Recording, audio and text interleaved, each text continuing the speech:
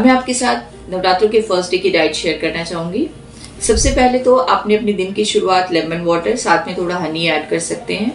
Breakfast में आप milk के साथ चौलाई के लड्डू या फिर आप सामक की राइस का पुलाव ले सकते हैं, उसके साथ दही रायता और कोई फ्रूट्स ऑप्ट कर सकते हैं। देन लंच में आप कुट्टू की स्टफ रोटी साथ में रायता या कोई वेजिटेबल जो आपको अलाउड हो और सैलड आप ले सकते हैं। देन डिनर में आपने लौकी का सूप, अगर आपको बहुत भूख लग रही है तो थोड़े से पनीर के क्यूब सॉटे करके ले सकते हैं। इन बिटवीन अगर आपको भूख लगती है तो आप roasted makhana, roasted peanuts and fruits opt कर सकते हैं।